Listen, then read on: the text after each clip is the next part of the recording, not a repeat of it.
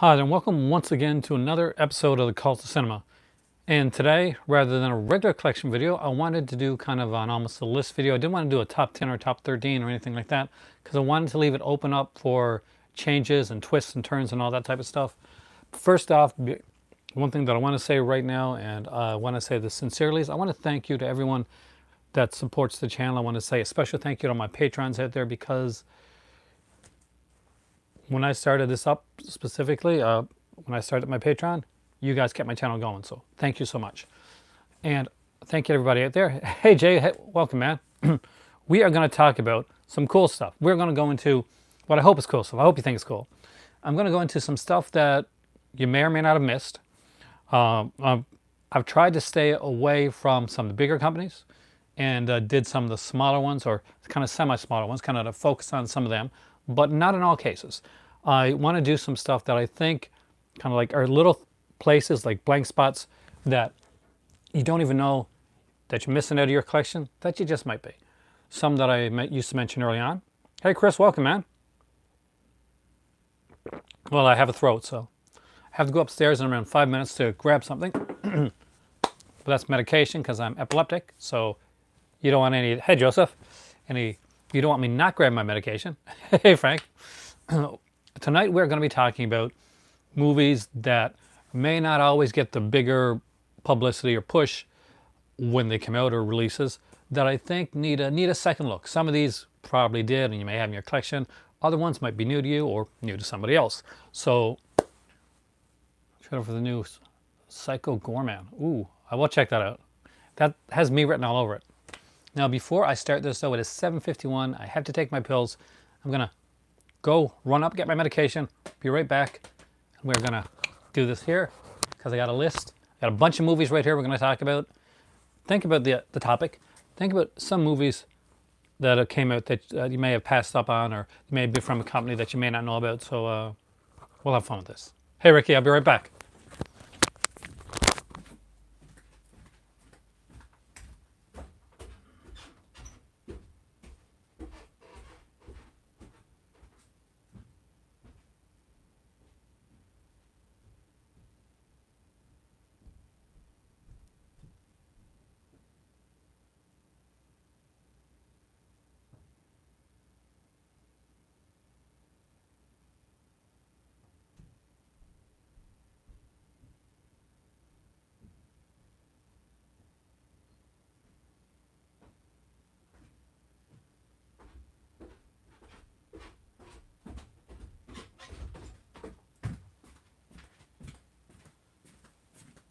Ta-da.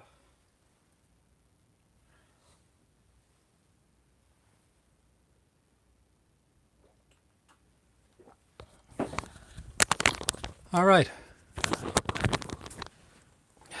One of the slight. Hey, hey, JR. Hey, how's it going? Pretty good. I just had to run upstairs for a second. Do I take phenobarbital daily? Smart, knowing that was phenobarbital, Regman. Yes, I do. I've been taking phenobarbital Regman since I've been 3 years old. That's when I found out I had epilepsy, and at the age of 13, when they thought it was cured, I had a big seizure that kept me in the hospital for about a month, and they couldn't find medication that was working anymore.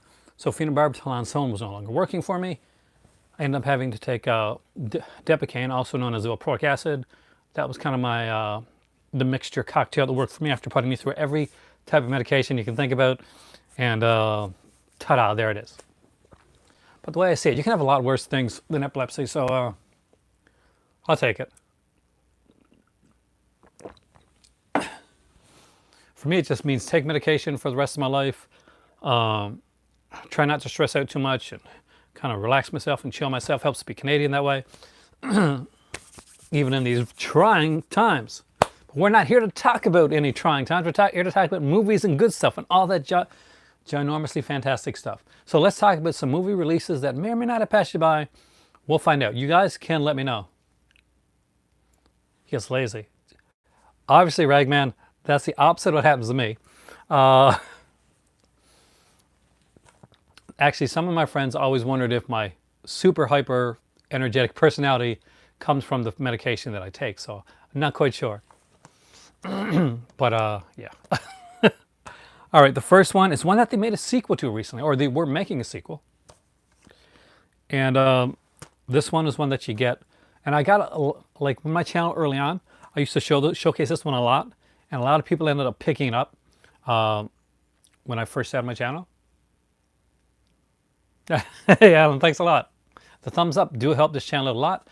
And the reason that the thumbs up are so important is because the more thumbs up that you see in a video, YouTube's algorithm, especially when it hits hard on channels like mine that promote horror and stuff like that, they pretty much like let YouTube know that you're around and that people want to see you. So this one right here. Now, do I even have to say the name of this movie? I want to see how many people actually own this movie. So there's no title on here. I love Voice Squad. I don't have the Vampires release, Frank, but I do have Vampires from when Twilight Time put it out. I am 100% sure Scream Factory is a better release. Like 100% sure. What is Bloody Skull movie? That's what I said, guys. I'm going to have things that hopefully you guys will learn to love, or at least like a bit. So this actually has a sequel coming out. So does anybody know what this movie is? People that have been around my channel for a long time probably know what this film is. And I mean, like, if you're old school, if you know this one from my channel. This is a movie called Orphan Killer. If you see my channel, usually around Halloween time, I do wear this mask. I have the Orphan Killer mask. So Orphan Killer was a slasher movie that was promoted primarily on Facebook. So it stars Diane Foster, and she's right there. She looks way cuter than that, actually, and super much cuter in person. Because I did get to meet Diane Foster. I got to meet the director of Orphan Killer, and I got to meet the guy that played Orphan Killer himself.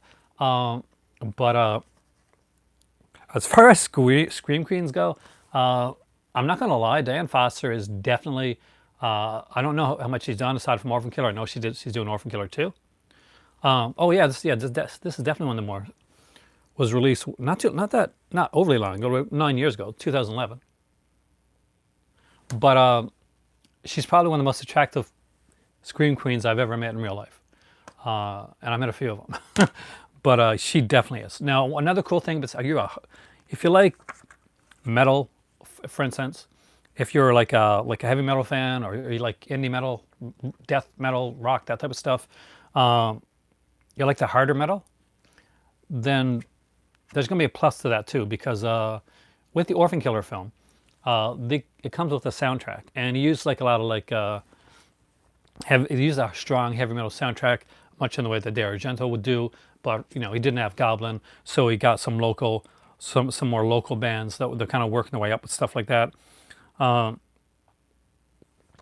like on the Bullet Tooth and Sumerian Records label, everything from like Deception of a Ghost, This or the Apocalypse, First Blood, Born of Osiris, No Bragging Rights, Oh God, OGOD, like a ton of like indie metal bands are on this one right here. Orphan Killer is a pretty simple release, pretty simple film. In that, yeah, in that basically what happens is there's a guy and his sister. Basically, they get separated. He gets put off in an orphanage. See where this is going?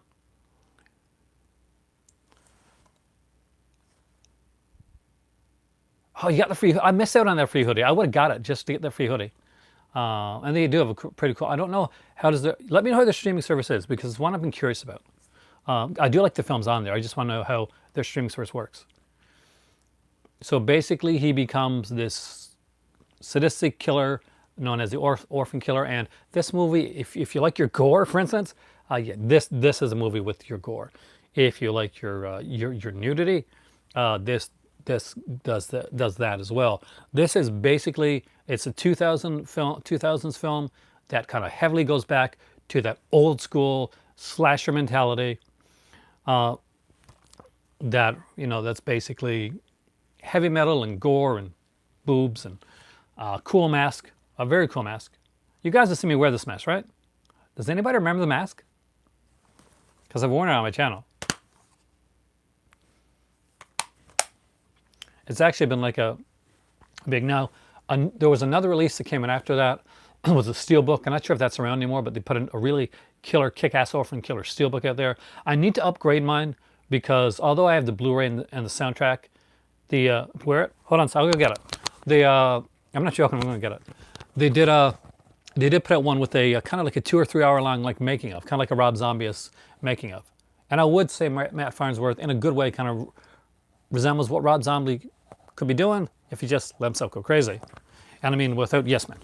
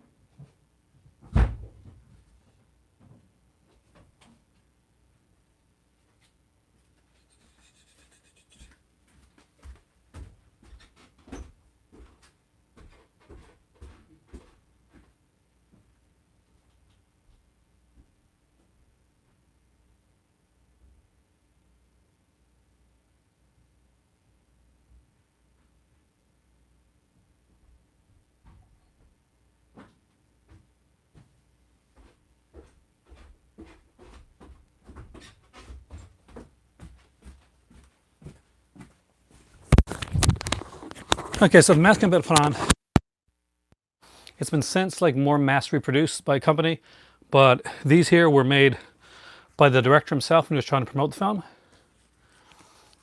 Movie with the Raincoat. That would be, oh God, that's a Shameless film actually. That's a good callback. You have a good memory.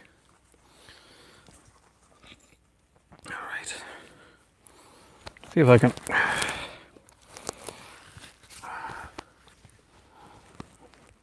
Get this on.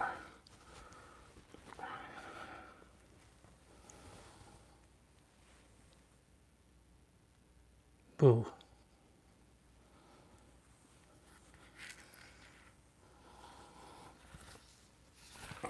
So, that's the Orphan Killer mask. It's not tightened, but if you want to see it up close,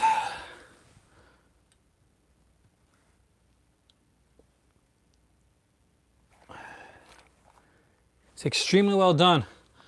I was supposed to go back to the director and get him to autograph it, but I got sick that night. I got stuck outside. I was staying in Montreal with my better half and her sister, and we got stuck outside for a bit. And because of that, I got stuck in the rain and I ended up getting cold. It does have some really cool detail. I gotta say, it's my favorite mask that I got in my collection, Ricky. I don't have a lot of masks, unfortunately, but like that's one of the ones that I always go to. One of my good friends from work, not a horror movie fan. So last year, I wanted to wear that mask, right?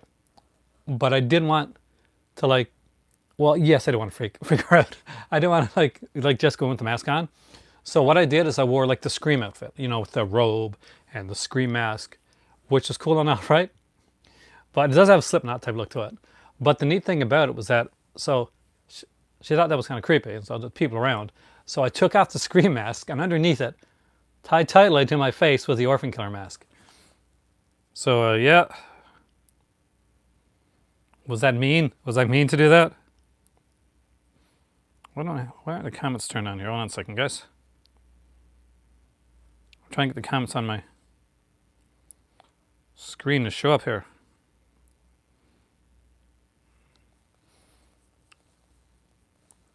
Yeah, I'm not sure. Was it mean to do that?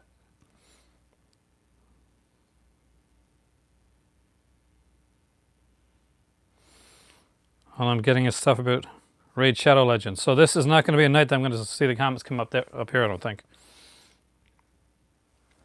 Well, let's see if it works.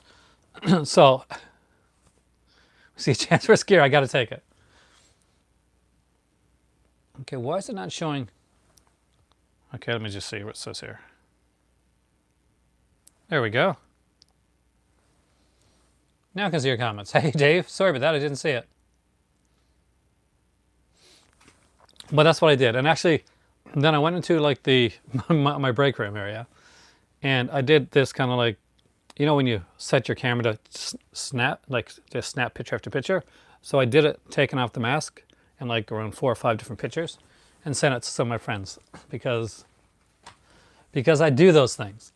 Okay, next up, I want to focus on a little company that was sent to me by someone, and I really fell in love with the stuff they did, and so I'm hoping that more stuff eventually comes out from them. And I have 3 releases here that I do want to mention, and I'll tell you my favorites, like throughout them.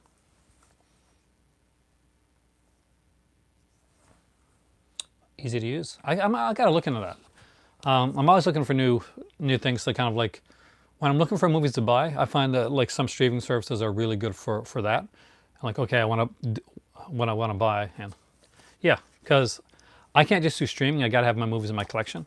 So streaming services are like commercials for me. like on trailers at the beginning of a film, watch a movie and say, I got to own that film. Okay, so this company is called Slasher Studios. They used to run a podcast actually back in the day that they don't do anymore. And I think there's 3 films put out by them. 3, or is it 3 or 4? I'm missing one. Maybe I'm missing one. But there's 3 that I got here.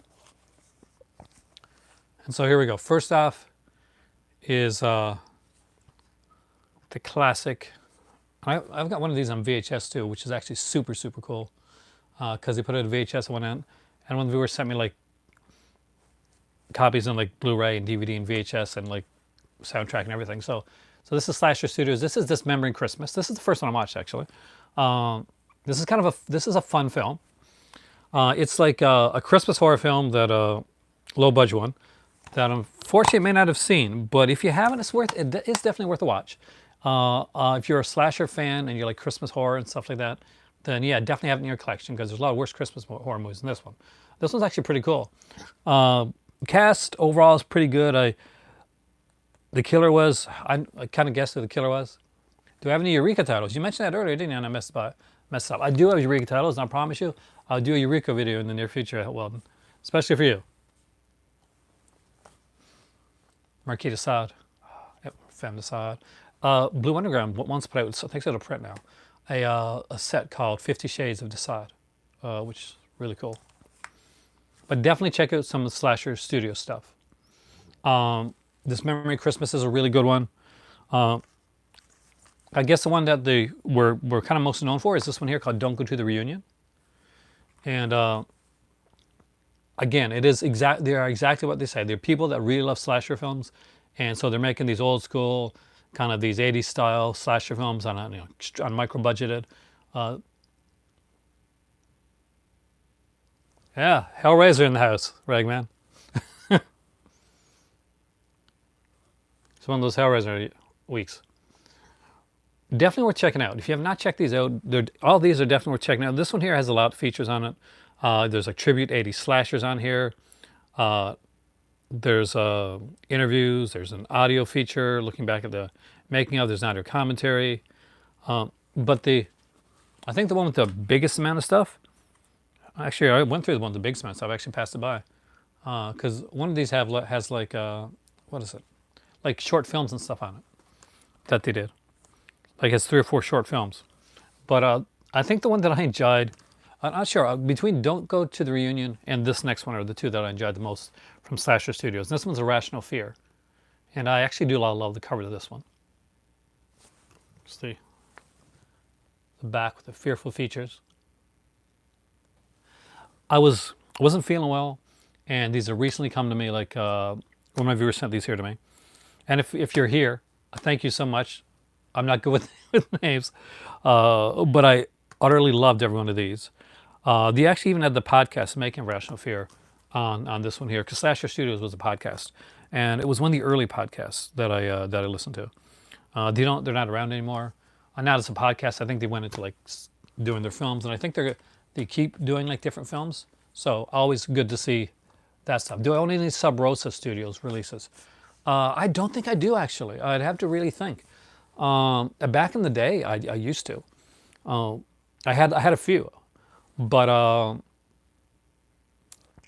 I have actually went out and kind of like, I've had to this stuff here is what I got over the last 8 or 9 years, because before that actually I had a lot of rare movies that I had to like sell or get rid of, or things got stolen from me, and I've more than got a lot of them back. But Sub Rosa is one of the ones that I don't think I've gotten back. There's also another Die Marquitas. I got to check that out. Marquis von Sade. Is that a newer one? Oh, yeah, I lived in an area at one point where it was a bit pretty of a harder area, and I was selling some stuff because I was moving back to Newfoundland, and I had some stuff get lifted during like a house sale.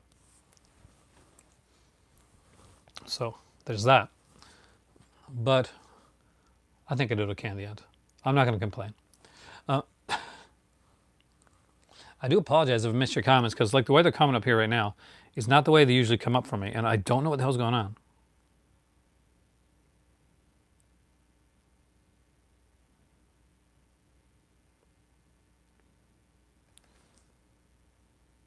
I'm keeping trying to get to not miss out on your comments, but I got a feeling I have to restart my phone just to get this to work.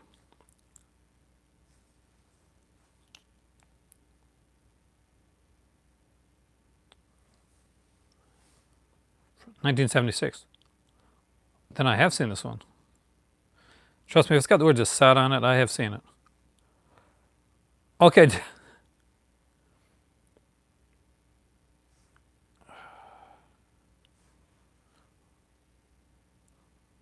I apologize. Like for some reason, like no, not recently watched this. I'm trying to get this to work for you guys. I really apologize. I'm trying to get your comments as you speak. And unfortunately, for some reason, anybody knows that this damn iPhone thing works. For some reason tonight, I'm not getting it. I'm just getting like this.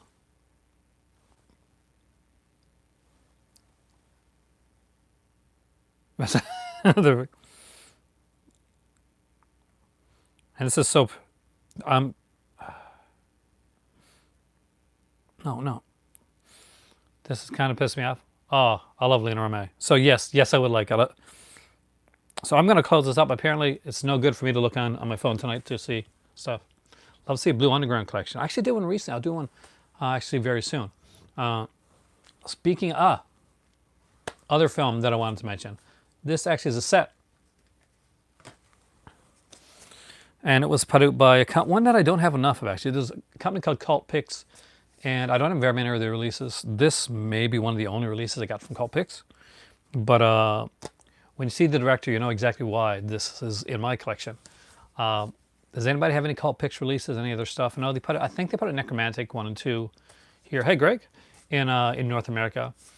And they put out this, and this one is great. And this is the Tinto Brass Maestro of Erotic Cinema collection. Do I have Hot Fuzz from Blue Underground? I do not. The old Hot Fuzz? No, I do not, actually. There's so much I don't have, man. But Tinto Brass and Angst. I got to get that one too. This has like some of his pretty cooler films. Cheeky is on this, which again, as you guys know, exactly, is an amazing film. Black Angel, which one's Black Angel again? That's the Nazi one, right? Because I think it goes under another title too. So Black Angel's on here, Private, and Mon Amour. Now, one of these here is kind of like an anthology one, and I think it might be Private. Like it's got like 3 or 4 different stories to it. Hey, and ready, welcome, man. Did you get this release? It came out. So there's a 40-page booklet that comes with this, and there is a disc with this really long like interview with the director. So if you want to hear like the director talking a lot about stuff, you want to hear like really hear Tinto Brass stuff, definitely check that out. Private is like, I'm not sure did you find, Ricky, that Private went a little bit more like into like hardcore stuff as opposed to like something like Cheeky? It seemed to kind of push the envelope a bit. I'm not sure if he was trying to like, if that's like what he was like kind of had to do back like later on. But I found it was a little bit like different. Cheeky is worth it alone in Reading. Cheeky's fantastic. Caligula was a Tyndall Brass film. It actually almost killed Tyndall Brass. Three-bedroom condo. Well, I'll zoom in a two-bedroom condo, and I'll show you how I do mine when I get that. Yeah, true. Well, I didn't want to go all the way, right? But if I don't answer your question, like, feel free to ask it again because I am extremely pissed off tonight that the comments are going by so fast and I can't get it to work on my on here. I can't get a comment. I know there's a thing that I press on to get comments to come up on here, same as I do, but it's not letting me do it here. Where'd I get the Tyndall Brass Blu-ray from? This, I think, this was a gift from a viewer once actually. You, Warlock, can probably get this probably in a place like Bay Street or something like that. I got to really, I'm not sure if I watched Monomore on this. Like, I've seen Monomore, but I haven't seen it since I got this release. I've seen all Tyndall Brass's work. Oh, Caligula. Caligula almost killed his career, actually. Tyndall Brass was doing pretty well with his kind of his different style, kind of art house erotica type stuff that he was doing early on. Caligula kind of pushed him into the forefront of a more commercial film, like the first one up by Penthouse was meant to be like more artistic, have a lot of big actors, Malcolm McDowell, had Mirren, people like that in there. Unfortunately, there were certain benchmarks that he kind of, I wish I could find that at Walmart too. Benchmarks that he had to do on that film that I think made it less of a Tyndall Brass film than some of his other stuff, but still Caligula is actually a brilliantly, like, fascinating film to watch. And it's still better than Heaven's Gate. So there's that for it too. Okay. Next up is one that I did find at Bay Street Video, Warlock and Ready. Both of you guys know can go there. And that's an Unearthed Classics MVD visual one. Brass doesn't even identify with Caligula. He shouldn't actually. Caligula actually, out of all the things Tyndall Brass has done, and this will tell you, like, if you're kind of curious about Tyndall Brass and you like Caligula even a little bit, Caligula is the least impressive work that Tyndall Brass has done.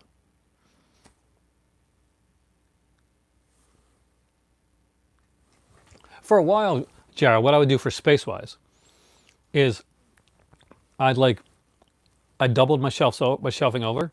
So when you watch my videos in St. John's, for instance, if you watched me back then, I would there would be movies inside a movies type of thing, which made it hard when there was stuff that I wanted to see.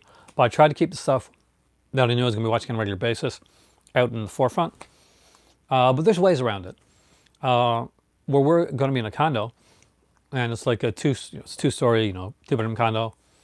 What we're doing, where the wall is so long, is we're taking shelving around there and putting the shelving right up to the ceiling, and we're going to use like a rolling ladder, like you see in those libraries, like in bigger libraries, to access the top shelves. Which you guys will eventually get to see. So let's hope anyway. Fingers crossed.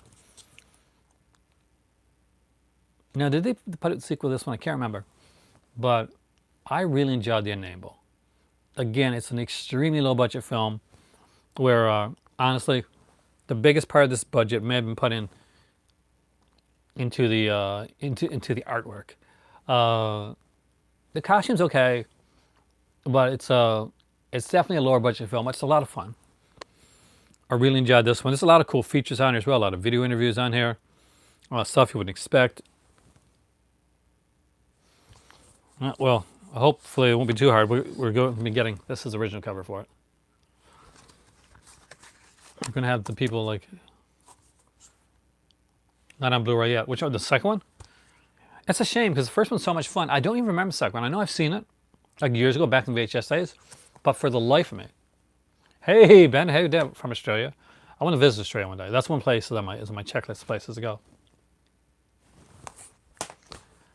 I did the litter just before I made this video, and then I washed my hands and made some tea. But I still have like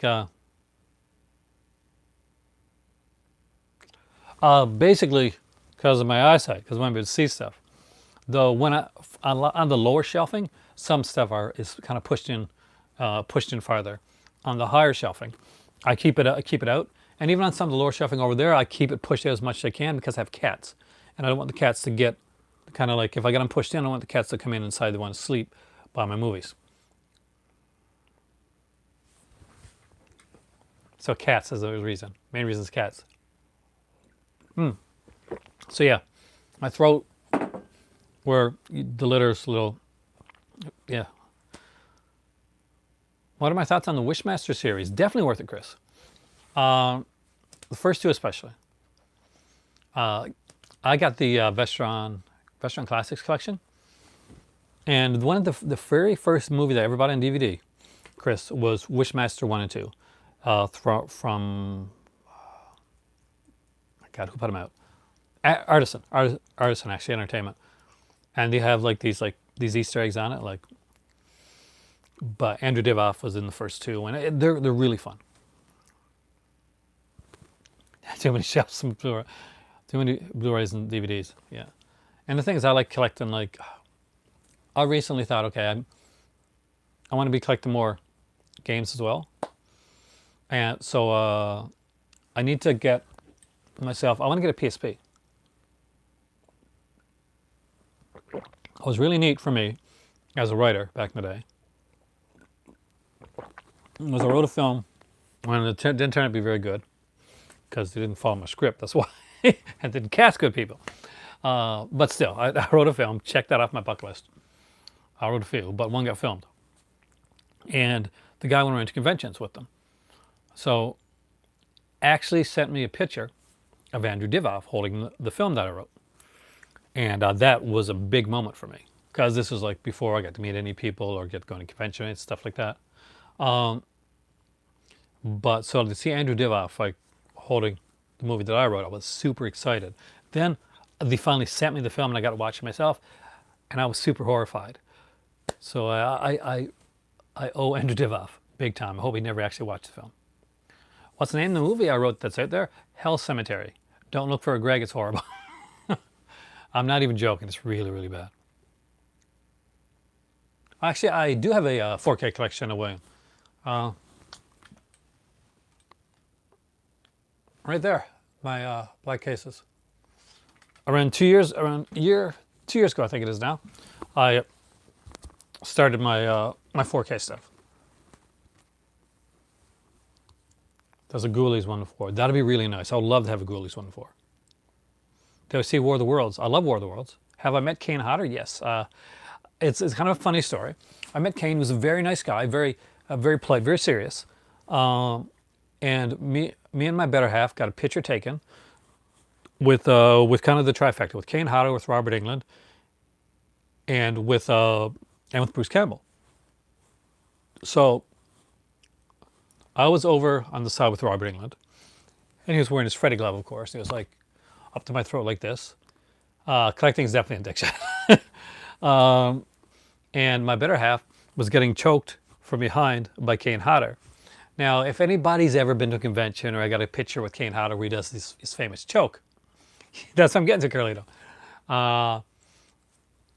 He really gives you the choke, right? He gives you like, so she's got this like look on her face, this E-type look on her face, which is real because he's actually giving her the Kane Hodder choke. And he does that on purpose, like not to hurt anybody or anything like that, but he wants you to get your money's worth when you go in to get a picture or something with him. So he tries to go the extra mile, and he does give you the bit. So just know that ahead of time.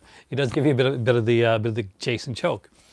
Kane Hodder is a pretty intense individual, but a really, really nice guy, and would never hurt anybody like on purpose to save his life. He's not that well to save his life, I guess he would, but you know, he's a really, really sweet guy.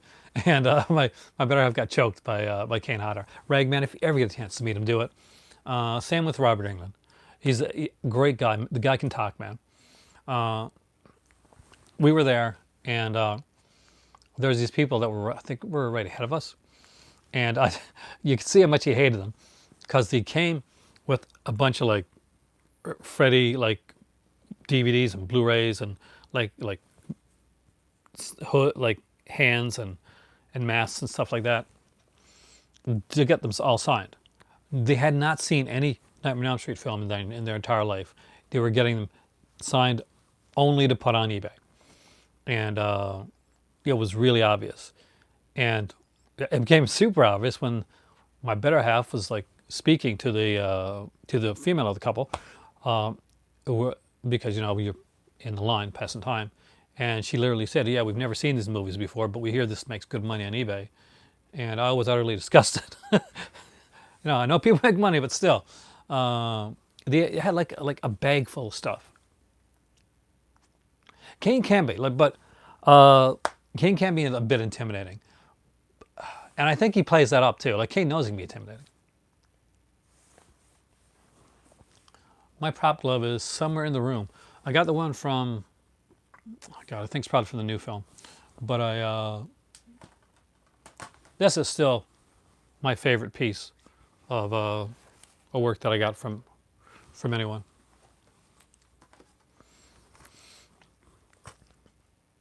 Exactly. See, you're the type of person that he wants to see there, because you're the type of person that appreciates it. When I went up to speak to Robert Englund, what I wanted to talk about, and one thing that I wanted to mention, was that to me, he was like he'd done so many movies from like just not even just Nightmare on Elm Street, but Nightmare on Elm Street, and things like Phantom of the Opera, and he was in the God, what's the one with the press that killed the Mangler, right? Dream Wars. That's the best one, man. The next other favorite is mine. Is New Nightmare. But he's like, I told him, I said, you're kind of like a modern day Lon Chaney, and you do all these roles, and you do all this, and you have all this type of makeup and stuff on. I heard about the imprint label. That actually excites me, Ben. They got some Dense Macabre, thanks. And he said, yeah. So when he was a kid, his aunt, I think, had like Life magazine, and I'm not sure it's around anymore, kids, but it was a magazine that did that had like a lot of pictures. They were known for their pictorials. So right in the middle, they had this like Lon Chaney, A Man of 1,000 Faces, right? And it was pictorial, and it showed like big picture of Lon Chaney, and there's like pictures all around of like the different characters and stuff that he played through the years, from the penalty to Quasimodo, all that type of stuff. And he said that he remembers seeing that, and it left an effect on him, and he thinks that was one of the reasons that he went the way that he did go in films. And I thought it was fascinating, actually, really fascinating guy. Yeah, here's an easier one to get, guys. Here's an easier one to get your hands on. And it's not horror, but I just want to put it in here anyway because this is a fun one. It's from good old Mill Creek.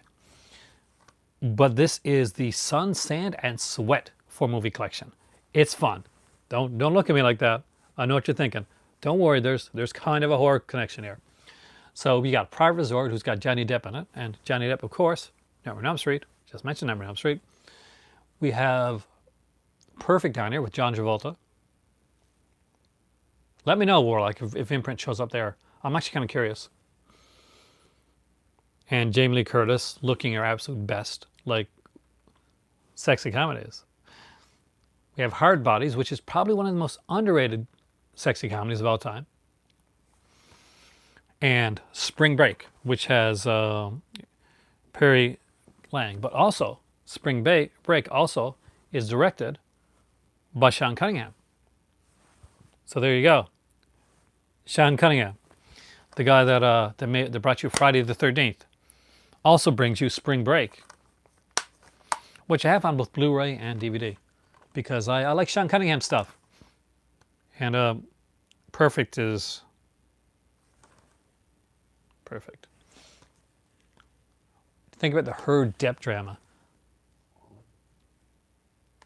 What do I think about I don't really know. I mean, like, you'd have to. It's rough either way. There's, for people that don't know, I think Cherry Falls is worth the blind buy, Chris. I love Cherry Falls. I got the DVD and I got upgraded to Blu-ray. Oh, Ricky, have a great evening there. I'm hoping that it all gets worked out without it being too rough. I heard about the leak conversation. Mill Creek are very bare bones, but Mill Creek's a great way to get films that either don't come in any other way, but they're not always bare bones. There's always some releases that are. But there's and to get films like that that you're eventually going to want to get in bigger releases. Brittany Murphy, oh man, that hurts. Brittany Murphy hurts. That she was talented, and she left. She what's the saying again? She shone bright and burnt out way too fast.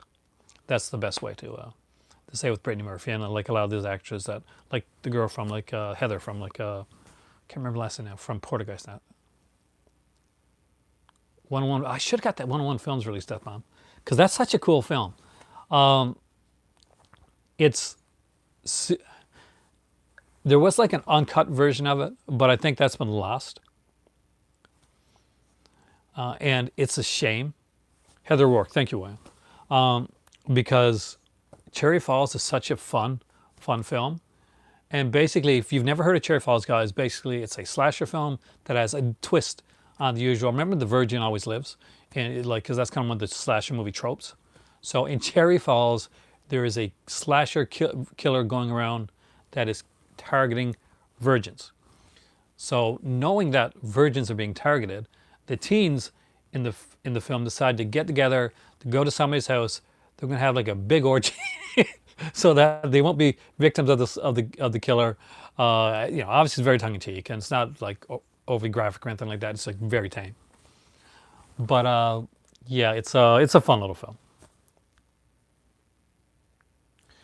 Yeah, they've been adding features. If you ever saw their Masters of the Universe set, it's incredible. There's amazing features on that. They've been doing amazing stuff when it comes to TV shows. Mill Creek has been doing some incredible TV show work. They put out like a Charlie's Angels set, which I would kill to have. It's got all the Charlie's Angels seasons on Blu-ray. As a bonus, they don't even mention it when it's gone through. They put the newer Charlie's Angels TV series that came out. That's included. They don't talk about it. They don't say that's on there. They just all the seasons are there. You get to the last disc, bam, you got the entire like new Charlie's Angels reboot series that came out. It didn't last very long, but still, the fact that they took the time to put that on there as well, kudos in my book for that. And I do remember Darkness Falls. I only have 3 of them. There's a 4th one. Gene Simmons' Runaway. I haven't the same year. 84 is probably the last time I saw it, back when it came out. That's with Tom Selleck. Oh, I love the Mill Creek stuff. Maybe I'll show you some stuff afterwards.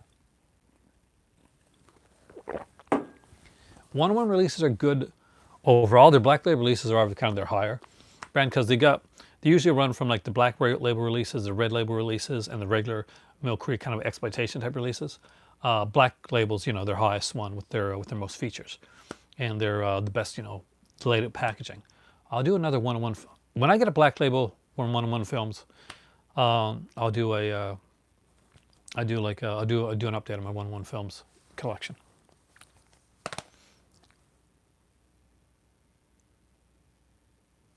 Mill Creek did an amazing amount of sets, and I have a bunch of them over there. I'll do like a video in the near future talking about those Mill Creek sets again, actually diving into a couple of them. One year I was going to do a whole month of Mill Creek, of the horror stuff that they did. Didn't the lead singer Kiss play in the movie? Yeah, that was Gene Simmons. So Gene Simmons, I also need the Gene Simmons Trick or Treat as well. I don't have that one. Does that one have a Blu-ray release yet? Because that one should have a Blu-ray release. It's a fun little film. All right, slasher video. I used to have 4 of these. I've only got 3. I got to get the 4th one back. What's the most I've ever spent on one item? Probably most recently the Al Adamson set.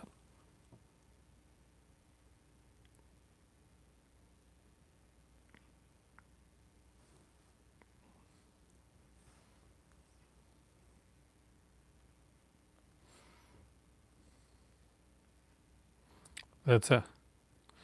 Because that was a big buy for me. Anybody that saw the bundle, they know exactly how much that stuff costs. I don't know if I ever bought a release, like spent that much on a release before. But that's right, they put it prominent, didn't they? Am I the only person that would like see? Oh yes, I am the only person. Do I feel it's a good deal? I do. When you're getting pretty much an entire filmography of a person in a box with with an incredible documentary, and now we know it's an incredible documentary. The reviews on that are out there. It is an amazing documentary, apparently. Uh, I do think that I got a great deal. But not only that, I wanted to get the set, like, and I'm glad my better half got it for me. Uh, I wanted to get the stuff that that I would like. I wanted the posters. I wanted the posters, one to put on my wall, because Al Adams said just does encapsulate a lot of when you think of my channel, what a lot of what stuff that I really love. And yes, Scream Factory did buy like a large chunk, almost the entirety of Corman's releases that were able to be sold, but apparently his kids were pushing back on some type of lawsuit. I haven't checked up on that recently though, but because heaven forbid the guy that like made the films and produced them and all that stuff actually get to profit from the films that he worked hard on. No, that's that the kids have that stuff, but yeah, that's been like the Corman thing. But yeah, aside from that, I'm a big fan of like the Gary Kent, who was the stuntman, was like extraordinaire. The fact that his signature was on one of those posters, and I recently saw in Once Upon a Time in Hollywood.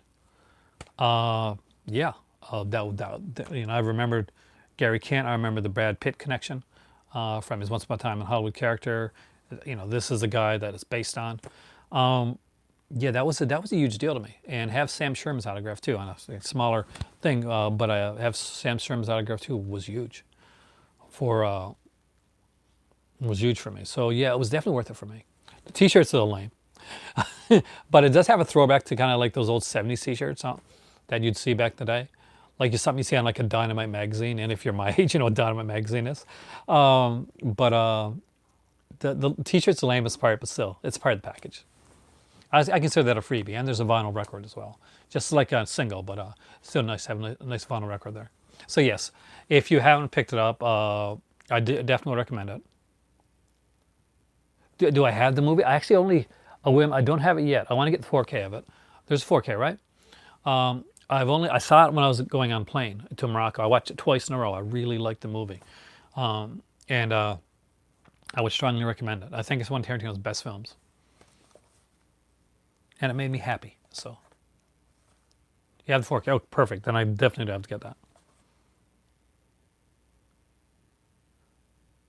For me, it was like, that's the thing. I think Warlock, my dad would just want the set, right? But there were certain things there that I just had to do. Hey, George, welcome. That I just needed. And the posters were like it wasn't up to me at the end of the day. My better half had made the decision. I would have been great with just a set, but that being said, I would have really been peeved and missing out on the poster with the guy that played Dracula from Dracula versus Frankenstein. As cheesy as that is, I want that autograph. He doesn't do a lot of interviews and stuff like that either. And to have Gary Kent, yeah, that was a must. Other films, slasher video. I've only got 3. I used to have 4. The one I don't have anymore is Killer Workout. I got to refine that one. I sent my copy of Killer Workout to a friend of mine because I really thought that he should see it to own, and I said I'll buy myself another copy of Killer Workout down the road, but I don't have it yet. I got to get it. Color Out of Space. Unfortunately, anybody from the U.S. want to send me Color Out of Space for my birthday? Feel free to do so because it's not here in Canada. They put out a really nice 4K apparently in the U.S. for that one, but Warlock, we didn't get it here. Now, you might get it over in some place like Bay Street. Sometimes I think they're able to get in stuff right from the U.S. I remember back in the days of HMV, I'm not sure if people would just order things in and not pick it up or not, but eventually I'd find stuff like Bubba Hotep, like the Scream Factory edition at HMV, and obviously that wasn't one that's sold in HMV, much like Dog Soldiers or Southern Comfort. Those were 3 releases that never went to never got here to Canada. Some people don't realize that a lot of companies, even bigger companies like Kino and Scream Factory, actually there's certain releases that we can't get here in Canada. we have any Mondo movie posters? I would love to have some Mondo movie posters. I don't actually. I don't have a lot of movie posters. I got a couple like from more of like a couple from independent horror films from like companies that I supported back during the days when I was going to conventions. It's probably rights issue, Rich. Usually that's what it is. It's like rights are kind of pushing them from in being able to do it here, because I cannot see them saying, "Well, we could bring you scanners and 2 and 3, but we won't just because we're mean that way." So it's probably a rights issue. But movies to see if you don't have them. Deadly Prey. If you like super bad, super fun action movies, you need this. If you've ever sat down and watched a Cinemasochist video, and a lot of you hardcore YouTube watchers are going to know who Cinemasochist is, and you don't have Deadly Prey, you have to look in the mirror and say, why have I not picked up Deadly Prey yet? What's been stopping me? So Deadly Prey has Ted Pryor. I think it's directed by his brother. Yep, brother David A. Pryor. If you've never seen any of Pryor's films, they're worth checking out, especially the ones with his brother, who he desperately wanted to make a star.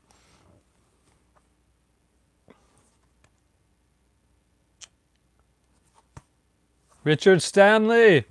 Yeah, I know. It's hard to get Stanley films there. I'm lucky I got Lost Souls from Severin, the documentary. But definitely, who has this movie? So let me know if you have this movie, or if you don't have this movie, or if you don't know what the hell this movie is. So I'm going to put it right here until somebody answers me. Be like, beat the clock. Who's going to be first? Like, dude, Jer, Deadly Prey has Cameron Mitchell. You know, getting a check like Cameron Mitchell does in movies. But it's got Troy Donahue also getting a check. Oh, Greg, get on some of these. This one especially. This is fun. So there's a guy that used to be in the Army back in the day. So there's this rogue military operation, right?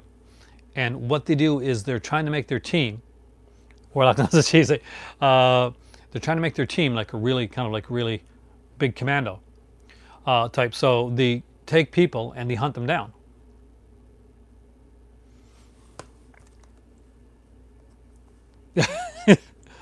So they hunt these people down, and this guy's going to he's talking to his wife, right?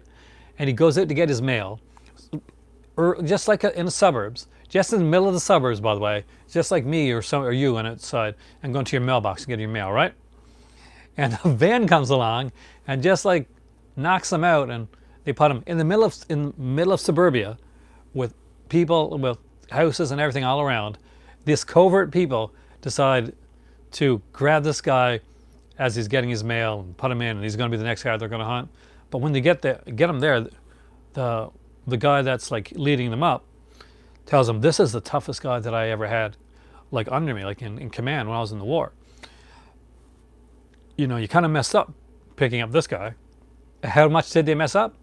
Well, there's going to be a part, exactly, garbage day level, in this film where he's going to get so upset. He is going to get so mad I'll tell him every day that he's going to take somebody, he's going to rip off their arm, and he's going to beat them with it. He's going to beat them to death with their own arm. And if me telling you that in this film, there's a guy that's going to rip off somebody's arm and beat them to death with it, does not make you want to see this film, I don't know what else I can say. Because Deadly Prey. Classic, schlocky fun. Definitely recommend it. And there's 2 others here from Slasher Video that I do recommend. You may have the Arrow video of the next one that I show, though. It's a classic. Oh yeah, Carlito, definitely, if you check it out, let me know what you think. Oh, Jerry, you got to get it, man. It's not only that, what's it like? I think 20 or 30 years later, and I'm not joking on this, I don't have it yet. They made a sequel to this film with the same actors. Even the guy, the first movie gets killed or something like that. He comes back, called Deadliest Prey. I have to see that movie eventually. It's a sequel made like 20 or 30 years later with the same cast, except for the ones that have passed away and stuff like that. So yeah, that's going to be interesting as well. But I don't have that one here, so I can't show you that one. What I do have is Satan's Blade. Yeah. And this is brilliantly insane. Satan's Blade is a movie that starts out like kind of like a weird, like low budget heist film, turns into like a supernatural film, takes a twist into a nightmare with one of the weirdest nightmare sequences in any film, and eventually just goes into like some insane territories. Definitely worth seeing. Satan's Blade was put up by Arrow Video as well, so if you would prefer to get the Arrow Video version. What's even better than this film, which is batshit insane, by the way, not joking, it's crazy. If you've seen this movie, you know exactly what I'm talking about. What's even crazier is there is an interview done with the director. Oh, Slasher Video. There's an interview done with the director, and I'm not sure if maybe it's his mom or his wife, or maybe the mom or the wife of somebody that works at Slasher Video, but it's the most odd interview from a director that I've ever seen, and I have watched Richard Stanley being interviewed. So that goes saying something. This is a weird interview. You have to, if you watch this movie and you got the interview, if you haven't watched it, watch the interview. It's baffling. And we couldn't stop watching it. Especially because the interviewer, I'm not sure, was it his wife or his mom, or was, I couldn't tell. I have a feeling it's insulting to say it like that, but that's the truth. I'm being honest with you. And the other one that I got, and probably the best film out of the three, like those films are fun. Like super fun. You haven't seen Satan's Blade, Warlock? Oh, Warlock, that's right up your alley. Like this really is right up your alley. You got to see it. But the most fun is definitely this one right here, Shock 'Em Dead. It's definitely the most proficient film out of all the three films. Does Slasher Video have a set? I don't really know if they do. I haven't really. See, I get mine from Amazon, JR. And they're usually fairly cheap, right? And Slasher Videos are in Morocco right now, as you can tell. Because I'm a big fan of the company and I wanted to get them there. I was actually going to watch some when I was there, because we like turn on Satan's Blade every once in a while, because it's just a fun watch, right? Or Deadly Prey too. But we only had a DVD player in our condo. We didn't have a Blu-ray player yet. Actually, this is Tracy Lord's Uncover, Dave. Good call. Actually, this is early on in her like making like legit films career, and as most people don't know, like Tracy Lord's like she swore off nudity by this point. She figured she'd been nude enough, right? But don't let that like dissuade you. Everybody else in this movie, every other female in this movie is completely naked one time or another. Tracy Lord, however, she's not. But she does wear some cute outfits, as you can tell from right there. And Shock 'Em Dead is in that category that I love so much, and I know that a lot of you guys love so much in basically they sold their soul for rock and roll type of movies. And basically there is this guy, yeah, he does that. He is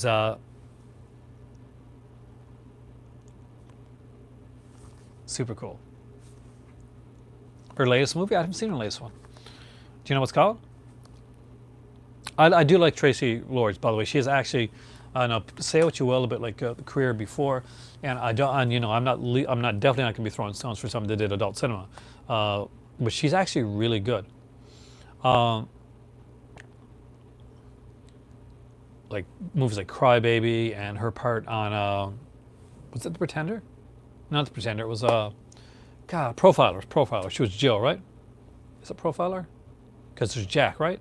And she plays Jill. The Two Killers. She was really good on that. And she did like a small part on Melrose Place as well. the thing, she was always a pretty good actress. Even back, I'd seen some of her early, like her adult, like stuff, because well, it's not you're not fortunately it's not available now because she was underage when she did it. But when I watched it, I was underage, and that was like years ago. Since then, everything's been like put off the shelf. But I kind of remember her standing out even back then, like in the kind of the adult cinema roles that she did. Now that being said, that could be I was a kid at the time, so maybe it seemed more it seemed better than it did. But she was in First Wave. She had a big part in First Wave. She did. She's done like a lot of stuff, but Cry Baby was an early one that she did, and she did a great job in that. Do we have the Thomas Kincaid biped? I don't actually. Is it good? I'll always mention this one because everybody's got Night Beast. Steam Room Stories. I'll check it out. Even if it's really cheesy, I'll check it out. Fiend. You got your Night Beast from Vinegar Syndrome. Well, I hope you got your Night Beast from Vinegar Syndrome. That's one of their really good releases. This is a Don Dohler science fiction release. You know you got to have it. So if you got Night Beast, for instance, from Vinegar Syndrome, you got into that one. You kind of said, yeah, this is kind of a cool film. What would you do on an even lower budget than Night Beast? Well, he'd do Fiend. That's what he'd do. Fiend is an excellent release by Massacre Video, with a very cool cover on the inside, by the way. And unlike a lot of those where they look very different, but yes, this actually does represent the film too. Fiend is a very different, very cool little film. There's some there's some short films from him in there, including like kind of a claymation one, I think. But definitely 110% check out Massacre Video's Fiend. It's a lot of fun. Me and my better half watched it. There's some questionable acting choices made. We'll call them acting choices throughout the film by people. And yeah, oh boy. House on Sorority Row, Chris. I will definitely say this. You should own House on Sorority Row. So if you're a slasher fan at all, House on Sorority Row, the original one especially. I don't mind the remake either. It's fun. It's not like the first one, but it's fun. As far as remakes go, it's actually not one of the better ones. Yeah, it's the original is a classic. I have it on DVD. I got upgraded at the Blu-ray. It's got an amazing cast, including Eileen Davidson, who would go on to be in Young the Restless. She might have actually been on Young the Restless when she did the show. And she would go on like Days of Her Life. She was a big soap opera actress anyway. Great film. Very. If you get House on Sorority, say if you haven't seen it, for instance, and you get it, it's one that you want to like maybe double feature with Black Christmas, the original Black Christmas, or if you want to triple feature it, watch Black Christmas, House on Sorority Row, the original, and The Dorm That Dripped Blood. Those three work really well together. If you know the films well, then you know exactly what I'm saying to put those films together. But yeah, they all have a similar type of kind of theme to them. And very cool looking killer outfit in House on Sorority Row as well. Now I got 3 sets and they're themed because I got asked this recently. I was talking a bit about like classic cinema, and I got asked about pre-code stuff. So I said I'd kind of pigeonhole them in here somewhere. But for anybody that hasn't collected them, there are some great.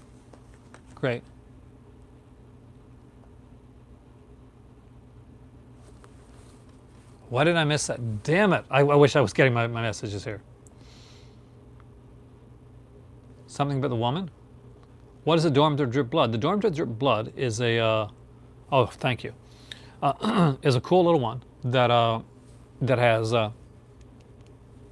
also known as Pranks. I think was put out by Synapse. I think Synapse. I'm pretty sure it's Synapse by that, because I have the release. And it's it has a small role, I think, from Daphne Zuniga. You know, she would star in The Initiation. You know, she'd go on to do stuff in Melrose Place now. But if you're a horror fan, you probably know Daphne Zuniga from the Initiation, or something like that. So she has a smaller role in The Dorm That Dripped Blood. Underrated. Thanks, Chris. Definitely an underrated film. Has a pretty much a nihilistic feel to it, and it isn't one where you're like trying to figure out why the killer's doing it. That doesn't matter. It's just there's a killer, and he is killing people, and it's there's not a mystery of like who the killer is or why he's doing it. It's just extremely well done that way. Now, House on Schroeder Road does have a bit of mystery to it, like a kind of a, and so does Black Christmas, of course. But all three of those movies have a similar connection. And Chris, I think you probably know, and some of you guys here that have seen all three of those movies are going to know exactly. I don't want to say. I've seen On Golden Pond, but I don't own the film. I saw it back in the day because I really had a big crush on Jane Fonda.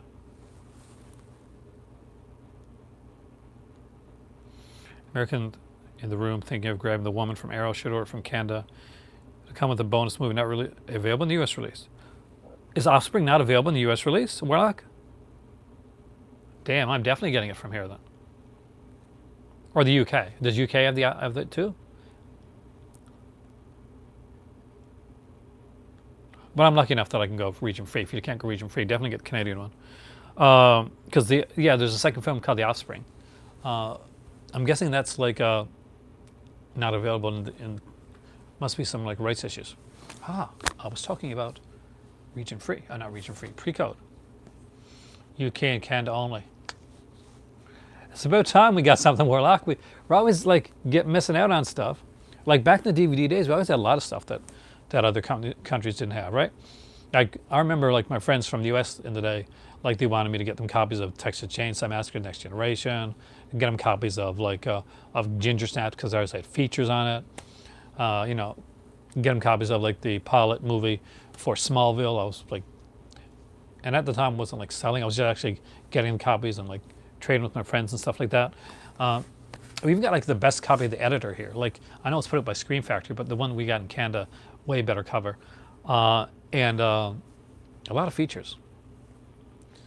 And we also have a really, really good edition of Black Christmas here as well, with an amazing cover and a mini Rue Morgue magazine.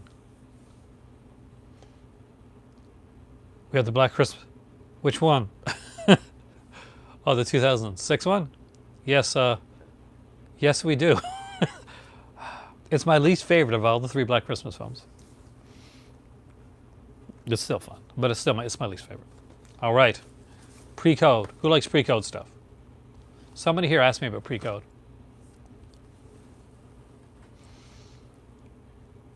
So I am going to show you 3 Pre-Code box sets everybody should have in their collection if they collect classic stuff. My favorite decade for is always going to be the 80s.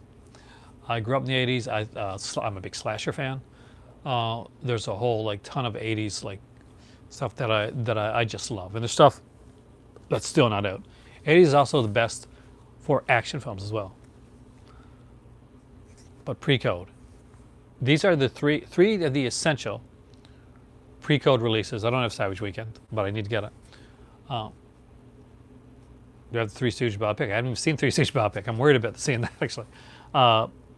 These are the 3 like Pre-Code releases that I think everybody should own. First off is the Universal Backlot series, the Pre-Code Hollywood collection. It's a neat one in that it deals with a lot of different like Pre-Code stuff, like and it goes from The Cheat with Tula Bankhead, Merrily We Go with Frederick March and Sylvia Sidney, Hot Saturday with Nancy Carroll and Cary Grant, Randolph Scott, famous Western actor, Torch Singer with Claudette Colbert, Murder at the Vanities, which is a musical actually, and Search for Beauty, which has Buster Crabbe and Ida Lupino. So, but what makes this one extra special, if you're a fan of Pre-Code era and the Hays Code, you'll know, trust me, you'll learn about the Hays Code if you're in the Pre-Code classic cinema, is it has this. Creepshow TV series is actually really good. It usually has like two stories per episode. Usually one story that's okay and one story that's really good and creepy. So it's excellent because you're going to get one story that's going to be meh, and one story that's going to be yeah. So does anybody have this? Does anybody know what's in this here? What is in this package? Because it's actually kind of cool. So anybody that knows history of movies in Hollywood knows that they tried to like censor Hollywood with the start of the Hays Act. So what was the Hays Act? Well, they got a guy to write up what should or shouldn't be in films. and pretty much a code. And here it is right here in its entirety. Code to govern the making of talking and synchronized and silent motion pictures. I haven't seen all the new Twilight Zone, so I can't say. But there are episodes of Creepshow that did creep me out. So that'll give, if that gives you in it. And there wasn't an episode where at least one of the stories wasn't extremely interesting that I liked a lot. From the guy in the suitcase to the extremely unnerving dollhouse episode. This is it. This is the entire code. Some of you guys are not as impressed by this as I would have hoped, but yeah, if you study movies and you're into the classic stuff, into pre-code stuff, that's what that's pre-censorship, guys. Have this and have this comes with this. This always struck me as being an amazing feature to put in there. West Side Studio once. I remember that one. Movie 1984. Oh, I don't have that set. Amazing though. Now, I'm gonna this. Oh, Christians is in like the religious thing, or Christians is in like a person. There's a whole bunch of these here sets, Forbidden Hollywood sets, that came out from TCM archives, but there's two that stand out, and these are the two I think you should start with. And I know there's volume 1, but when you're buying these, you start with this one right here, Forbidden Hollywood volume 2. And why do you start with volume 2? Well, that's because there's a documentary on here called "Thou Shalt Not Sex, Sin, and Censorship." Thou Shalt Not Sex, Sin, and Censorship in Pre-Code Hollywood. It is an amazing. If you've seen any TCM documentary, you know that they do amazing documentaries. It is a documentary you must have in your collection. If you like movies at all, definitely ones that you want to have, and it's an incredible, insanely great documentary. So much so, and I've said this on my channel before, that we watched this originally on TCM. And when we did, we had it on, we PVR'd it basically, and we watched it back. We watched it, and we were so fascinated with it. Me and my better half watched the documentary together, that she said, "Okay, that was fantastic. Get me a notepad. We're going to watch that again. I'm going to write the movies. Because there's a bunch of movies there I want to own." And this is my better half, who's not as freaky about the movies as I am. So that meant something. Like that, the documentary grabbed her that much that she said, "Okay, we're watching that again. I'm writing down names of movies that I want to see." And so when we finally got our hands on this had the documentary on it, and had some of the best pre-code films, including my favorite of all time, called Three in a Match. Early role for Humphrey Bogart, probably one of his first gangster roles. So if you've not seen that, I definitely recommend it. The Divorcee is on here, Free Soul, Female, and Night Nurse. 4 incredible films, and Three in a Match got Betty Davis. It's got so kind of sad. Basically, the concept is that these 3 girls are they're friends, and they're lighting up cigarettes together, and they light up all 3 of the cigarettes with one match, and it's supposed to be bad luck to 3 in a match. And we find out how it becomes bad luck for each person. And for some of them, it becomes extremely bad luck. So definitely 110% own this in your collection. I'm kind of sad that nobody's actually talking when I mention pre-code, because it is such a good, such an underrated thing that we don't talk about enough. 13 Wolfman.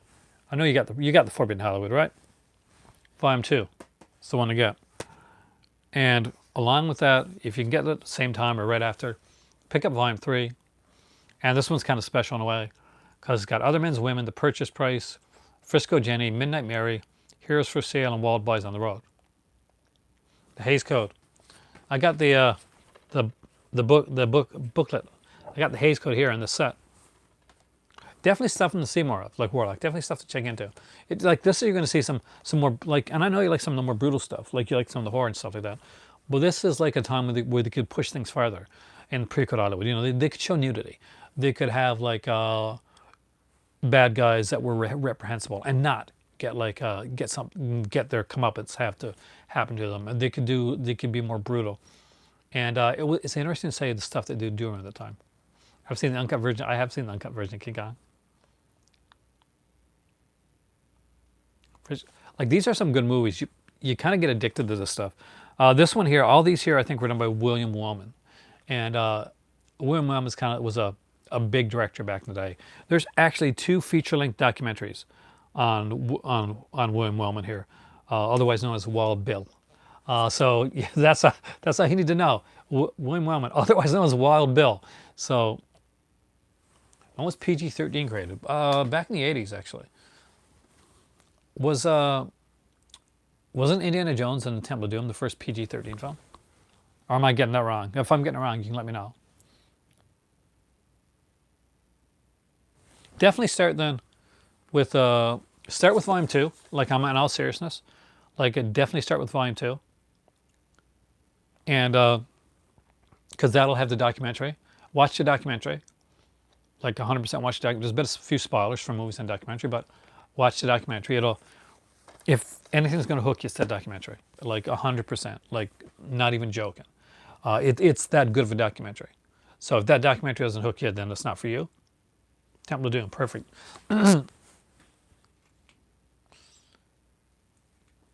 Fairy Ray topless, and also topless in Tarzan the Ape Man. Actually, Tarzan and his mate. I don't think she's topless in Tarzan the Ape Man, but in Tarzan and his mate, she was.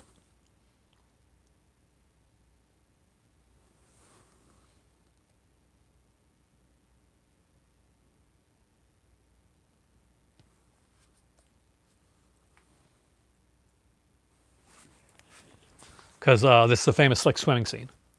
That's like was taken out for some versions of it, unfortunately. But luckily, young Aaron got to see that.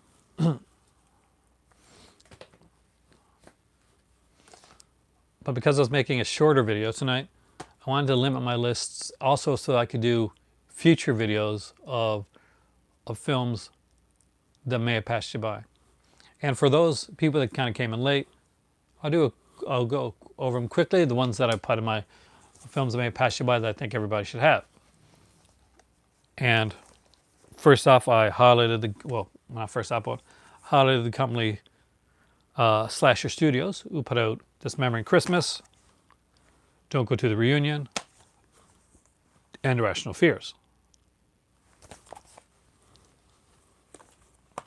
I showed off The Orphan Killer, which is a slasher film that still, unfortunately, has passed a lot of people by, with the amazing Diane Foster, who is insanely attractive in real life and sweet, so sweet, and one of the nicest girls I've ever met. Definitely one of the, like, yeah, hands down one of the nicest girls I've ever met at any convention anywhere. Tinto Brass, maestro of erotic cinema. Welcome back, Ricky.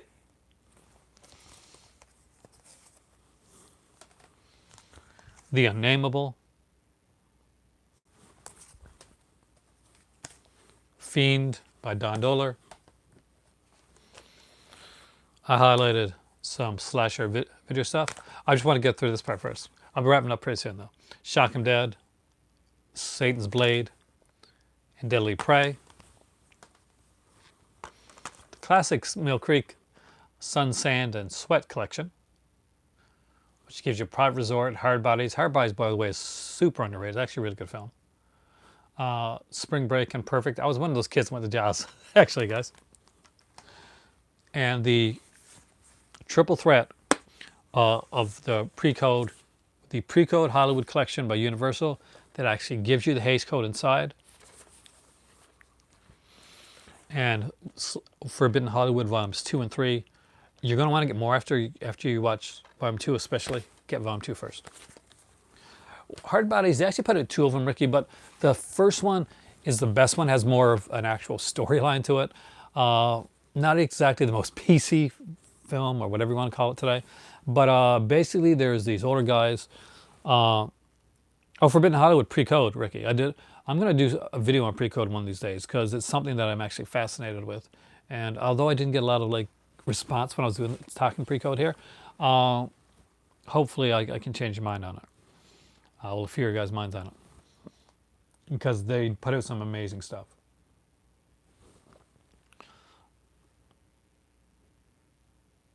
We got better deals. But Hard Bodies is basically the story of these older guys in like 30s and 40s and stuff like that. And they've rented a cabin on the beach. I wouldn't say it's erotica. It's like 80s like version of like sexy comedies. There's nothing like super erotic about it. There'll be some nudity. But it's going to have a nudity in comedy, right? Silence can be golden, right? But Hard Bodies is definitely one of the classics. So they hire a guy there that's kind of like a smooth operator type guy to help them get girls, basically. And it seems like a simple premise, but it's actually really well done. And the actors in it are actually pretty engaging. The girls are very attractive, which you need for these type of films. And for the ladies out there too, there are some cute guys there as well. Yeah, much like Porky's or Bachelor Party. Well, probably more serious than Bachelor Party, more like Porky's. Because you'll always find that in these like comedies, low comedies, that they'll always put something in there. They'll always have some kind of like hit home. Like Porky's dealt with racism and anti-Semitism. Not the most fun, like nudity part aspect of it, but they always sneak something like that in there. Last American Version dealt with heartbreak, with real like devastating teenage heartbreak and how serious that can be when you're Revenge of the Nerds. Revenge of the Nerds. I was talking about that today, Ragman. I love Revenge of the Nerds, but even back as a kid, that sequence always kind of freaked me out. What's the first horror film I saw as a kid? In theater, Carlito?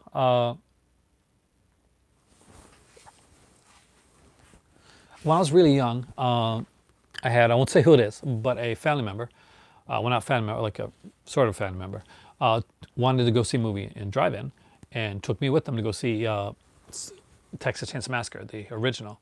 I was like being reshown, basically. It wasn't at the day at the time, but I was still pretty young, like 4-ish or 5 maybe. First that I can remember on my own, kind of like maybe at TV, was probably some Universal horror. The first stuff that I started like renting were the slasher films. Like I saw Friday 13th in theater, but that was one of the first that I rented. Was like Friday 13th, like the Halloween stuff, a lot of slasher films. So I started like slashers were my favorite. Your mom's cool, Third Wolf Man. I said that before, but your mom's cool. But yeah, I remember that, and I remember early on CED days. That's before VHS, by the way, guys.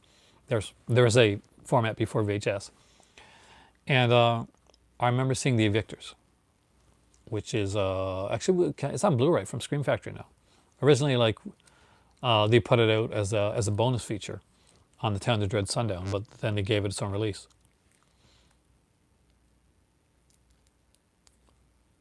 Night Gallery, oh, that is so cool. That's a good way to get into stuff like that. He's seeing Salem's Lot. Salem's Pot, that'd be cool too. What sequence of Revenge of the Nerds am I talking about? What nowadays would be called the creepy kind of date rape sequence. You don't realize it when you're watching it as a kid. You're like, oh, this is so hilarious. And then like like the certain scenes become kind of cringeworthy when you get older.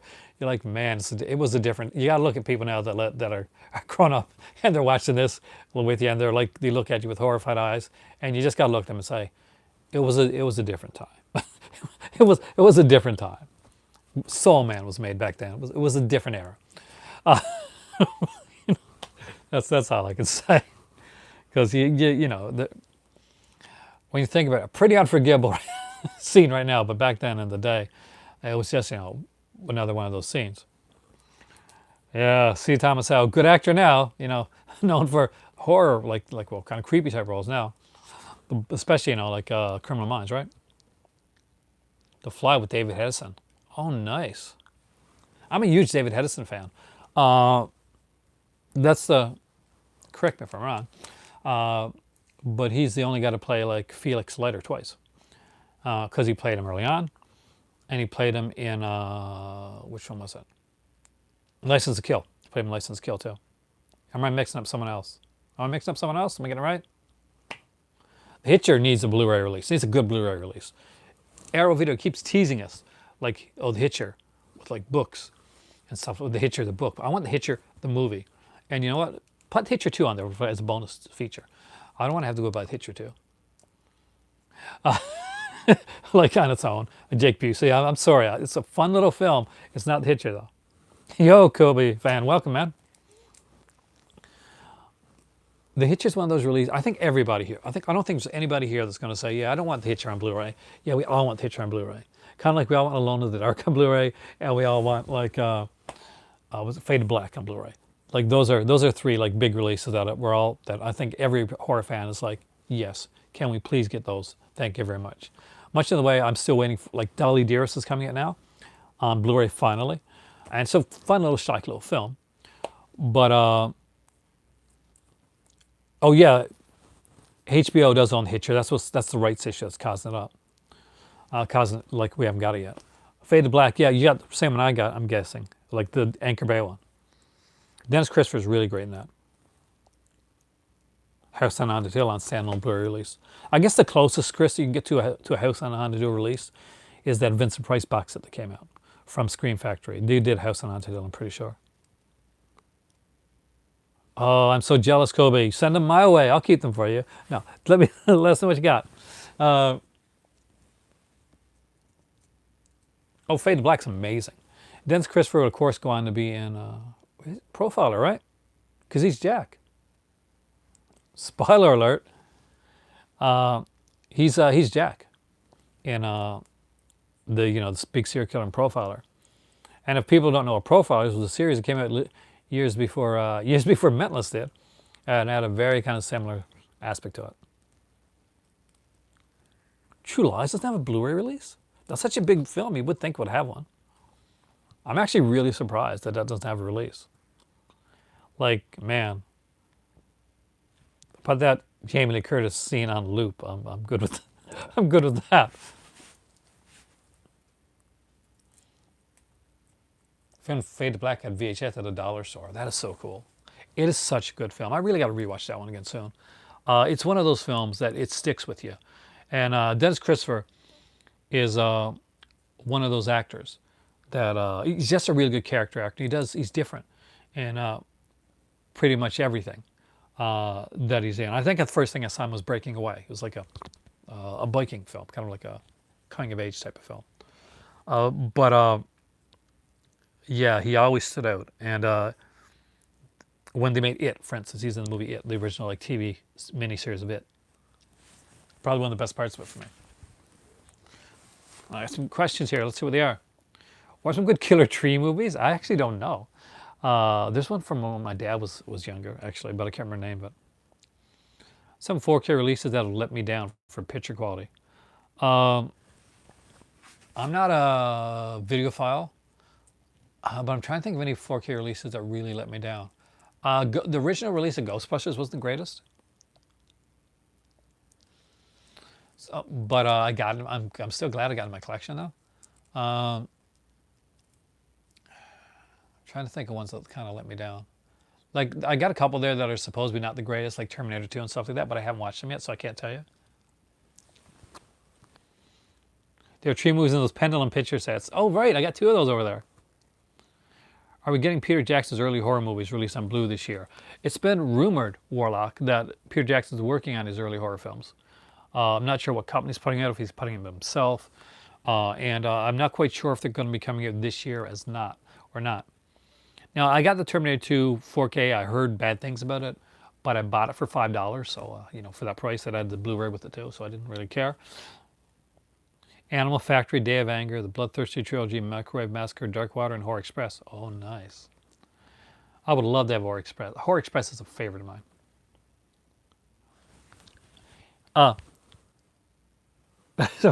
It's a fun film. Microwave Massacre. It's fun.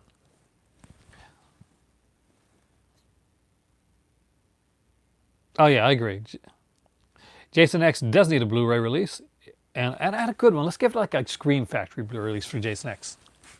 So come on, let's get that done up. So Scream Factory can put out a Jason X box set because you know they'd want to, like not Jason X box, but a whole Friday 13th box set. Do you know what I would do? Do you know what I would use for a special feature on the Friday the 13th set? So, if any company is ever going to be putting up Friday the 13th, and you want to utilize some good special features, you might get some like good stuff that you're probably not going to pay a lot for, go to YouTube. Much in the way that originally when they put out the My Name is Jason documentary, they went to YouTube and they got the Angry Video Game Nerd. Go to YouTube and go to Dead Meat. James Janice, right? James A. Janice. Because he did the kill count for every single one of those Friday 13th movies. I think that's how we started his channel, actually, to be honest with you. Brilliant channel if you never checked him out. And put those, have that in amongst your special features. You know, pay James whatever fee, nominal fee, whatever it is, because he did a really good job to kill count for each of those. And I would love to see, and I really think that the future for a lot of featurettes, a lot of stuff that you like, is right here in this format, in the YouTube format. There are a lot of great content creators out there that the companies could and should be looking into when they're putting it together, the releases. It's great to get your red shirt pictures stuff in there. It's great to get your homemade documentaries and stuff like that. But go to the voice of the people. Go to YouTube and get your stuff and start getting some of your stuff from there. Never Hike Alone is fantastic, actually. You can check that one out free on YouTube. It is a great little film. Actually, it runs around 55, 56 minutes long, something like that. But a very well done one. And actually, I think that Janice even did a kill count for Never Hike Alone. He did like kill count for all those films, man. Yeah, Dave Sterling put out a box set release of Camp Blood. They start good, they get kind of unusual along the way. You know what I'm talking about. You've seen the Camp Blood films, but I only got the first three, so I would have to do that. But yes, definitely Dead Meat. If you've never checked, Ricky, if you've never checked out Dead Meat, you definitely got to check it out. He's got a YouTube channel and a podcast that he does with his fiance now as well, because they were originally just boyfriend and girlfriend that would get together to be scared. Now that's him and his fiance. They get together to watch scary movies and be scared and talk about them.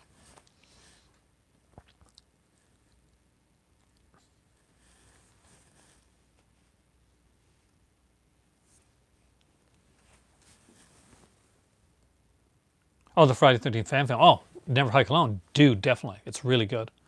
Extremely well done, especially for a fan film. Picked up a Camp Blood box at Christmas time. David is a great guy. I would like to get some of those films. Actually, I would love that, the box set, actually. What other YouTube channels? Well, a lot of guys on here. 13 Wolfman's got a channel on here. When you see guys come in like Kubrick Lover, they actually have their own channels on here as well. AME has a channel on here. A lot of people, Corey has a has a channel on here as well. Feel free, guys. Like if you got a YouTube channel, Mr. Parker, there you go. There's another channel that's really good. Feel free to like shout out any other channels, because I'm not the type of person that doesn't want other people's channels shouted out on my channel. I'm the opposite. I want to promote as many like channels and YouTubers as I can on here. That's kind of the whole concept of having a live channel where anybody can come in. That's why I often talk about podcasts that I watch and listen to. Like when I talk about the Just the Disc and the Pure Cinema podcast, I talk about those long before I was even on either one of those podcasts. And I was on Just the Disc. When I like mention stuff like the Shockwaves or like Screamcast, But yeah, there's some great stuff. Tony Has Nine Fingers, Bloodbath and Beyond, Horrific Nightmares. Not sure if I've seen that one. I could check that one. Do I listen to the Reality Report? I do. I've actually recently found it, Ricky. That was one I was missing out on. That was one I was missing from my life. Do you know I didn't realize that Kate Parker was British until I watched the Reality Report? I will listen to the Reality Report. And they have some fascinating ones. If anybody doesn't know, the Reality Report, which is Ricky talking about, actually has a lot of like adult cinema stars and films on there. And they're doing something that I'm hoping to do in the future, in a way, like they're in like in increments.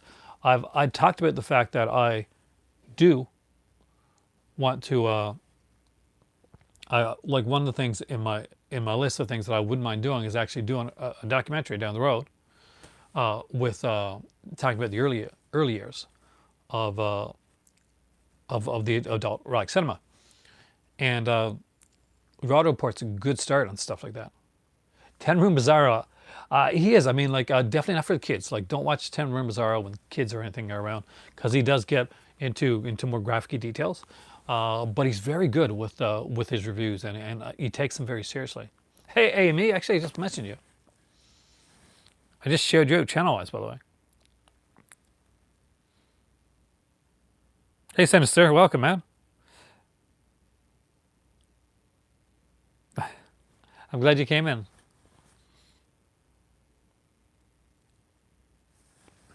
Because I was asked like what some good channels are. But there are so many good channels here on YouTube, and I'm finding new stuff every day. Mood 616 early on was one of those guys that I gotta say was nice enough to like I had like 20 viewers like on a regular basis on my channel, and Mood 616 like came along and shot out like a comment on a couple of my videos. The first one I think was probably the one he found me from was the 50 Shades of Desaad box set that I did from Below Underground. So actually a gift that I gave to my dad, but I actually showcased it here in a very early video. Yeah, and Mood 616 does a podcast, like 6 shots or 4 shots of that. Losers Club's a good Stephen King podcast. I haven't heard that one yet.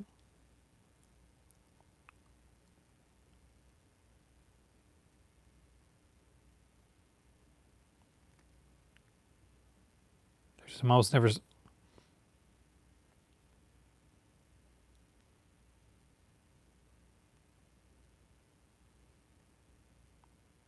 Are you not jealous of my collection?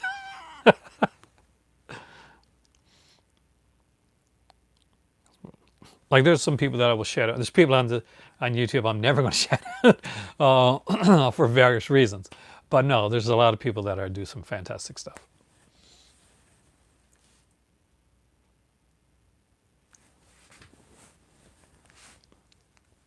That's as deep as I'll get into that one.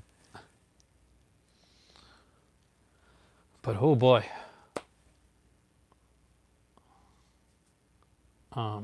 I think I'm starting to burn out, guys.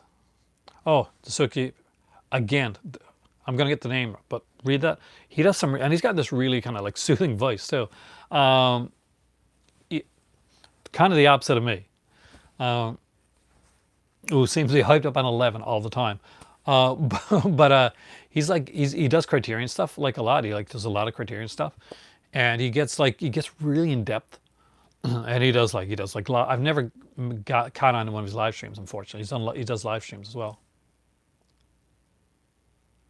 Movie horror. I try to do I used to do a lot of collabs.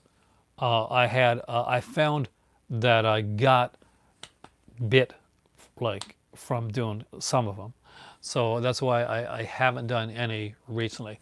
That being said, something that I did want to say on my channel tonight, and I said it like at the beginning up front. I thanked on my Patreon supporters because I don't do that enough on my channel, and I really should, because there's people out there that really support that stuff, and that really makes me super happy.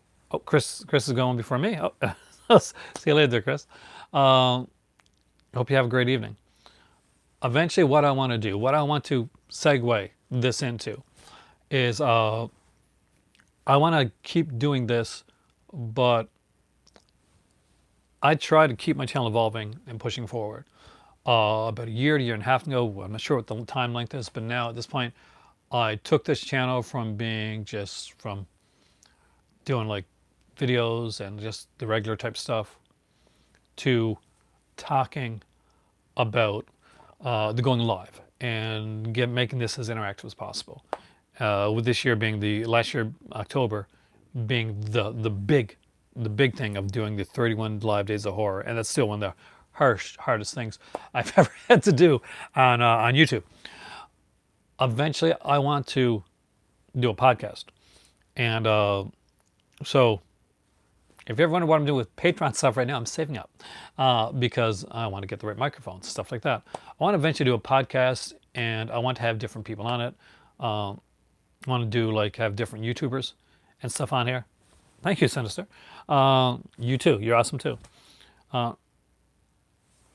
And basically have people like talk about different topics and talk about different things, and have people that have like a different interest, and hopefully have them on to the onto the podcast. And just really, there is in some of my videos, I'll try pointing at the end of this one here. I'm really bad at it. That's the worst thing. So people have them on every video and stuff like that, and I don't. I suck at that.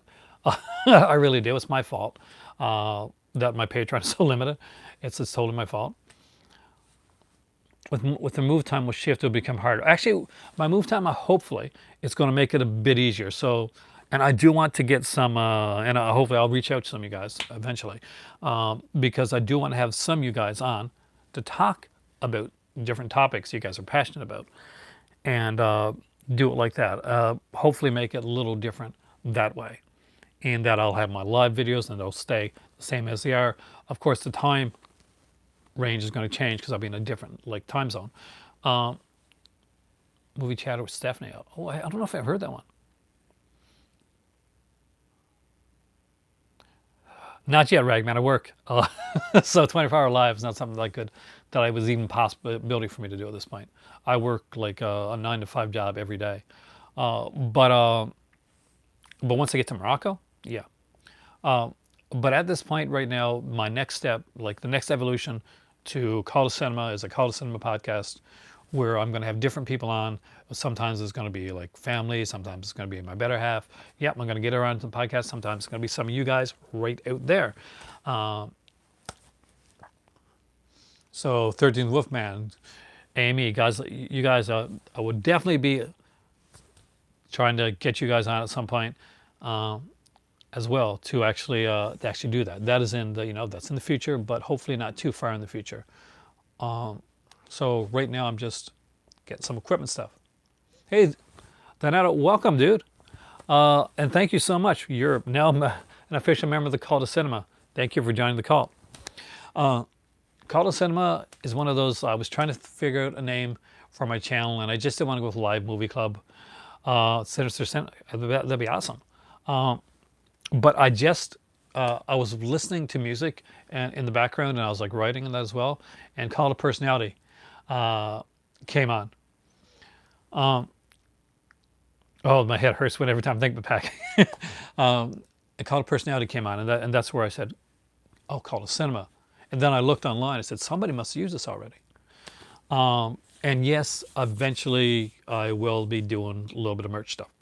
I just have to look into that, and just the best way to do it, because unfortunately, the way I work all the time, but my job isn't exactly the highest paid job in the world, and I'm moving to Morocco, so things have been really tight on my end. So that's why you're not seeing like an overabundance of like movies coming in for me to like show like newer stuff and unboxings and that.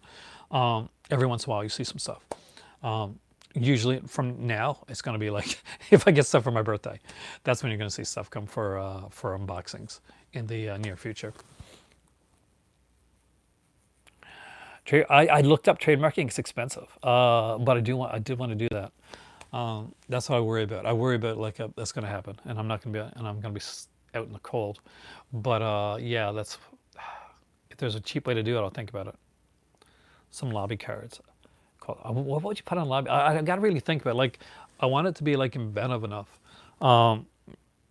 But that's the thing. Like, I want to like be able to do some stuff with my channel. And once I go to Morocco, I'm working like more part time, and because I'm semi-retired at that point, I'll be doing a lot of like yeah, and a lot of the work that I'm doing is not stuff that you get like super like a lot of money for, and that's like for like teaching stuff like that. Sometimes I'm teaching pro bono for some places, and that'll be like some teaching English or teaching like film studies, stuff like that. So yeah, then the stuff that I do right now that doesn't have to be leaned on so much is going to become way more important at that point. So yeah, then I'm going to be looking for sure at like hopefully merchandising or you know, kind of just like having a podcast and just Patreon supporting that thing, okay, or doing a cup of coffee or something like that, doing something along the way that seems less invasive, that people know that one, they'll get some cool stuff out of it, but two, they'll also feel like that they don't feel pressured, like if they can't do it, they can't. Anyway, I'm talking too much. Talk moves with us another one. You guys got some great ideas. I will see you guys soon here in the Call to Cinema. I'm Aaron. This is my movie library. Part of it anyway. It's part of it in another room. That's my Kane Hodder. That's my Gunnar Hansen picture in the background. You are the Call to Cinema. You guys rock, and you guys have so many great ideas, which I hope to utilize in the near future, and utilize your talents and skills as well once I go into podcasting territory. So I will be coming to you for that type of stuff. And I'm going to drink tea right now, Ellen. Thank you so much for that. Call to Cinema Limited Morocco slipcover collection. That's not a bad idea, Warlock. That's it, Warlock. I'm going to get you. One of these days I'll be in Ontario somewhere and we'll meet up. We'll have like a coffee, or I'll have a tea. You have a coffee. We'll chat. Have some fun. We'll go to Bay Street or something like that. Have a great night there. I am Aaron. This is the Call to Cinema. When I put my head under here, I have less. It looks like I got less hair than I got, and not that I got a lot. Anyway, have a great evening.